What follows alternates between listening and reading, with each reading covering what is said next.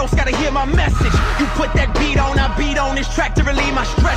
I see more trials than Cochran, while TV trying to box me. Them magazines ain't on my page, but ain't none of that gon' stop me. Keep the fame and the claim, I won't be a slave for a chain. And why stay the same for the change? Let's talk about change for a change.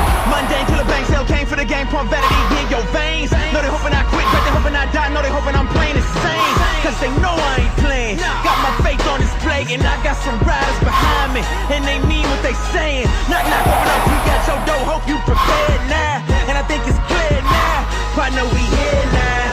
Plan on going nowhere, consider yourself invested. And these strands all up in your veins, consider yourself infected. And what we say. So when it comes to this restoration process, the first thing you got to learn how to do is stop what you're doing. Touch your neighbor, tell them the water, tell them the seas are going to get about a little rough right now. Come on. Tell them the seas about to get a little rough right now.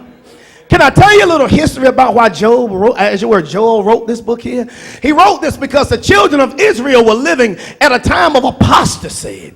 There was a time where the children of Israel were caught up in sin. Y'all ain't saying nothing in here today. The children of Israel were jacked up. I mean, their minds were all messed up. There were whoremongers and idolaters, and they're serving other gods, and there were drunkards and all of these different types of issues. They had left their God. Y'all ain't saying nothing. Kind of sound like the church today. Y'all quiet up in here. We want grace. We want greasy grace. Y'all ain't saying nothing in here. We want a lot from God, but we don't want to do much for him. We want God to make sacrifices for us, but we don't want to make sacrifices for him.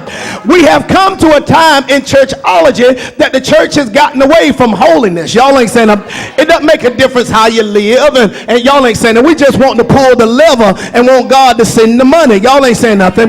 But now if you're going to have restoration come to your life, in the first chapter of Joel, he was talking about, now mind you, he says, I will restore the years that the palmer worm, the cankerworm, and the locust have eaten. Watch what he says now. He said, my great army that I send.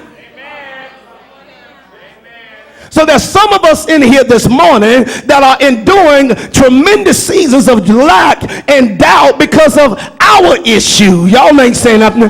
We have fornicated into a drought. We have lied our ways into a drought. We have adulterated our ways into a drought. Y'all quiet up in here? That's good. That's all right. I'm going to preach it anyhow.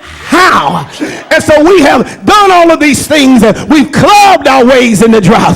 You know, you were sold out before the Lord. Now you're back in the club and with somebody else's husband and with somebody else's wife and chatting on Facebook, a relationship that you shouldn't be having. Come on. And addicted to drugs and addicted to alcohol and can't say no to cigarettes. Y'all quiet up in here today, and then you're lying and cheating, midnight tipping, sipping and tripping, smoking and doping. Y'all quiet up in here today. I know I won't gonna get too much response, but I'm gonna preach it anyway. He said, sound the alarm, blow the trumpet in Zion. Y'all quiet. He said, cry loud and spare not. And this morning I got to tell you to pump the brake on what you're doing. Touch your neighbor, tell you got to pump the brake, baby. You got to pump the brake because you're about to crash. And I'm trying to get your life right. I'm trying to get you on a course of restoration, but there's some things you got to do before it happens, baby. You got to stop pulling the lever and recognize where you are, because sin that is not seen cannot be cleansed. Block the door, block the door, block the door.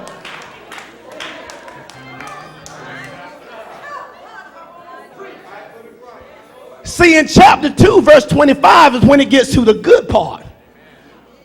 But chapter 1 and up until that point, when he deals with the real stuff. There was a man by the name of Joshua. Joshua was a commander in the Lord's army. And he had just brought the children of Israel out of the wilderness. He said, come on, boys, we're getting ready to go and enjoy what I have already foreseen. I've seen the land that was flowing with milk and honey. I've seen the pomegranates. I've seen the grapes that were so big they would have to carry them on staffs. I've seen it, man. It's the real deal. I mean, we can go in. God says if he's for us, we can go in and possess it. So here they go. They cross the Jordan River. They get circumcised, feel a little pain before possession. Tell your neighbor there's always pain before possession. Y'all missed that. He had to cut them before they possessed it. And this morning, I got the scalpel out, and I got to cut you this morning. I'm going to be as surgical as I can. I'm going to be as efficient and proficient and as delicate as I can, but I got to cut you this morning. I got to cut you this morning. Because it's in the house. Sin is in the house. Touch your neighbor and tell them it's sin in here. Well, maybe the 8 o'clock service. That's maybe the service that all the sinners come to. Or maybe the church down the street is where all the sinners are. But no. There's some people struggling in here today. There's some people in here today that will take a lap in a minute and then run right to the liquor store right after church if it's open on Sunday.